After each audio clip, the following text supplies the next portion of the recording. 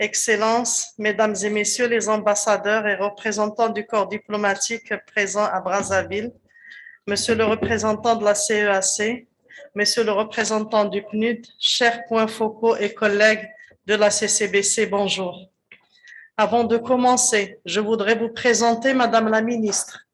mes plus chaleureux remerciements et à travers vous, aux autorités de la République du Congo de nous accueillir aujourd'hui pour cette importante réunion de travail qui représente l'heureux aboutissement d'un processus de longue haleine pour lequel je vous félicite chaleureusement, Madame la Ministre, pour votre leadership et celui de l'ensemble des points focaux des pays membres de la CCBC.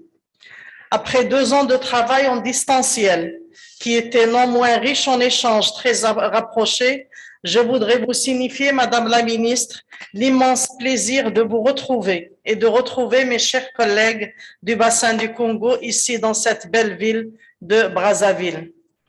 Si la crise du Covid-19 que nous espérons maintenant derrière nous était surtout sanitaire, elle a néanmoins démontré la fragilité du monde face à de telles crises et a constitué, à mon sens, un véritable signal d'alarme en préfigurant les conséquences souvent imprévisibles des crises climatiques à venir pour nous inciter à travailler davantage dans le cadre d'une solidarité africaine et internationale pour y faire face. Excellences, Mesdames et Messieurs, permettez-moi de vous exprimer ma fierté aujourd'hui de constater avec vous l'aboutissement de solutions institutionnelles et financières dans le cadre de la lutte contre le changement climatique autour du bassin du Congo à travers la concrétisation du Fonds bleu du bassin du Congo qui est en train de devenir une réalité.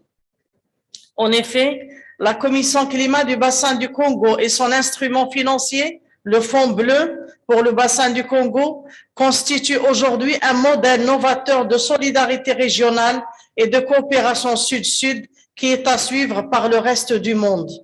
La préservation du bassin du Congo, deuxième poumon de notre planète, est l'affaire de tous, mais l'Afrique démontre aujourd'hui, encore une fois, sa capacité à non seulement trouver des solutions africaines à des problèmes africains, mais aussi à des problèmes mondiaux.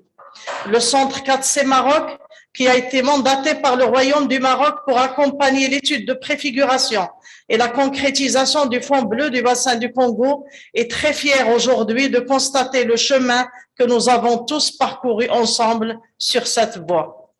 Par ailleurs, permettez-moi de partager avec vous, Excellences, Mesdames et Messieurs, une autre réussite de notre continent tout à fait récente. Un rapport présenté à Abidjan la semaine dernière par la Banque africaine de développement et le Global Green Growth Institute sur l'état et les niveaux de préparation à la croissance verte des pays africains a nommément cité le Centre 4C Maroc comme une institution modèle en Afrique en matière d'appui à la création des compétences requises pour la création des emplois verts, l'appui à l'action climatique et au développement durable.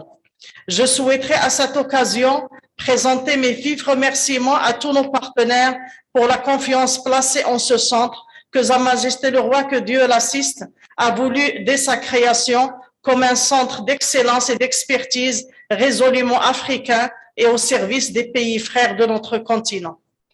Excellences, Mesdames et Messieurs, ces réalisations tombent à point nommé et doivent cimenter l'action déterminée de notre continent en faveur de sociétés africaines plus résilientes et décarbonées. Il en va de notre survie et de celle de nos civilisations. À cet égard, après la 5e limite planétaire officiellement dépassée en janvier 2022, une équipe internationale vient de publier une nouvelle étude qui démontre que la limite planétaire du cycle de l'eau douce, 6e limite planétaire, a été franchie.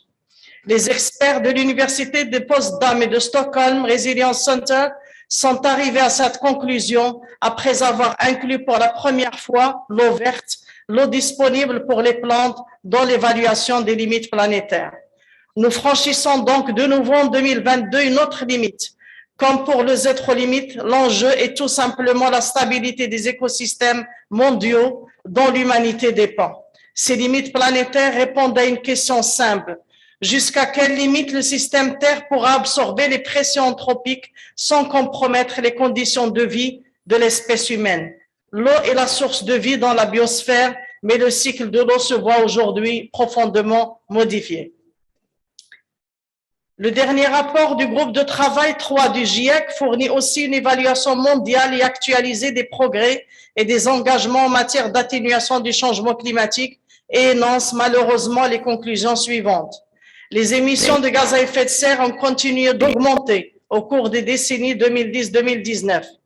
Pour limiter les hausses de température de 1,5 degré à la fin du siècle, les émissions de CO2 doivent être réduites de moitié au plus tard d'ici 2030.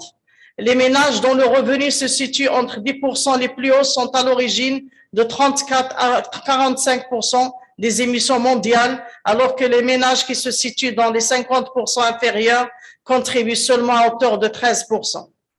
Le flux financier doit augmenter 2 à 3 fois pour financer la transition énergétique au niveau mondial. Et agir certainement coûtera moins cher que l'inaction si nous ne faisons rien ensemble aujourd'hui. Excellences, mesdames et messieurs, voilà donc la nouvelle donne du climat avec laquelle nous devrons composer avec laquelle les générations futures devront également composer, notamment en Afrique. Dans un tel contexte, la Commission climat du bassin du Congo et le Fonds bleu du bassin du Congo ont pleinement leur place dans l'échiquier mondial pour un avenir plus résilient et plus sobre en carbone afin de préserver le bassin du Congo qui est le second poumon planétaire et le garant du maintien d'un équilibre climatique planétaire.